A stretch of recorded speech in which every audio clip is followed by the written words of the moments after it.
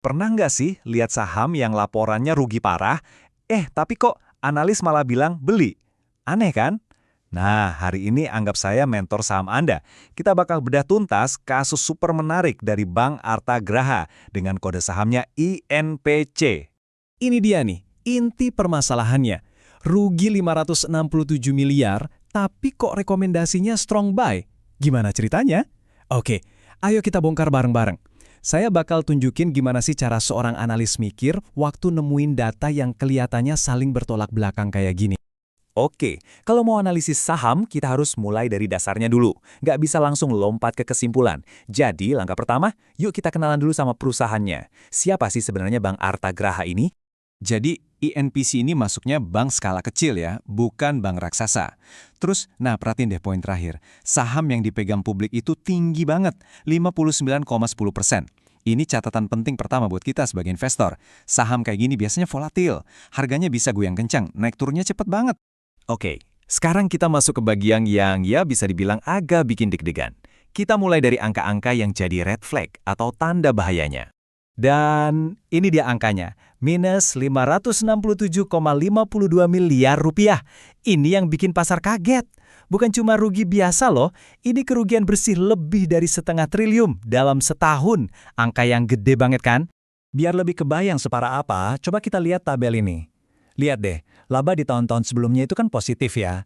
Terus, boom, datang kerugian di tahun 2025 yang seolah-olah memakan habis semua keuntungan yang udah susah payah mereka kumpulin bertahun-tahun.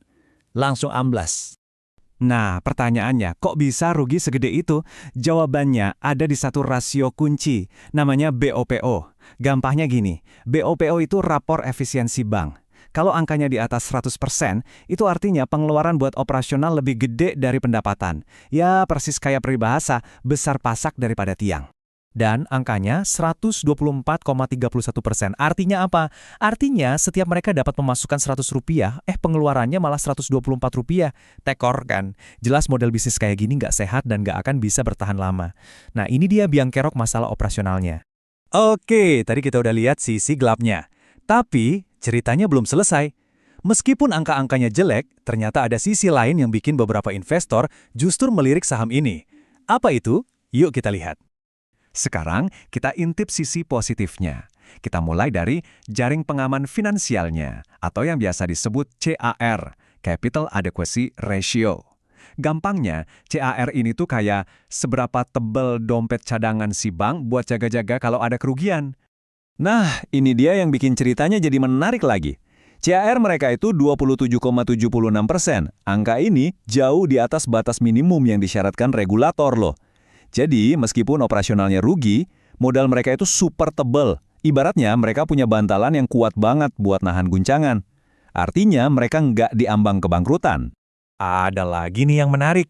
Harga sahamnya di pasar itu dihargai lebih rendah dari nilai bukunya. Istilah kerennya, P/B ratio-nya di bawah 1.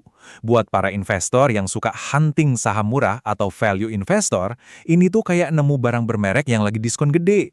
Tapi pertanyaannya, ini diskon beneran atau jangan-jangan barangnya ada cacatnya? Jadi, poin pentingnya di sini adalah, oke, laporan keuangannya kemarin memang kelihatan suram, tapi kedepannya mereka ini pegang beberapa kartu liar. Kartu yang kalau dimainkan dengan benar bisa mengubah total keadaan. Tapi ya itu, namanya juga kartu liar, risikonya tinggi.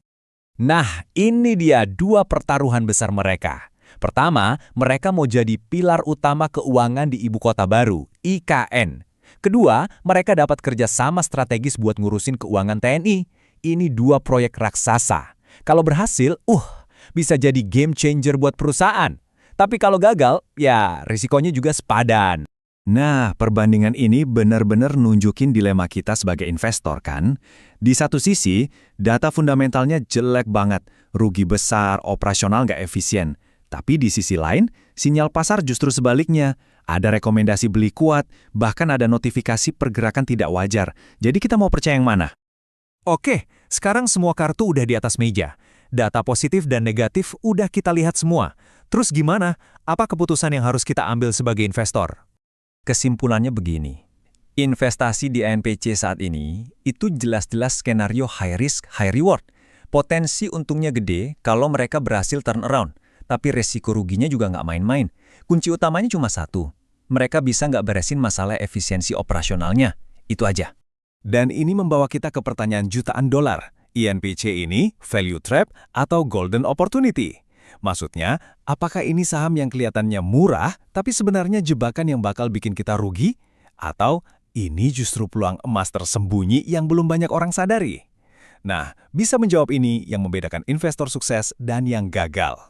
Seorang investor yang bijak itu nggak main tebak-tebakan, tapi mencari bukti. Jadi, daripada berjudi, ini pekerjaan rumah kita. Di laporan keuangan berikutnya, pantau 3 hal ini. 1. Rasio BOP-nya turun nggak? 2. Net interest margin atau margin keuntungannya naik nggak? Dan yang paling penting, nomor 3.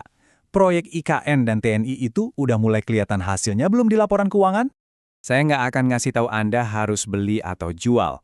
Tugas saya sebagai mentor adalah membekali Anda dengan cara berpikir yang benar.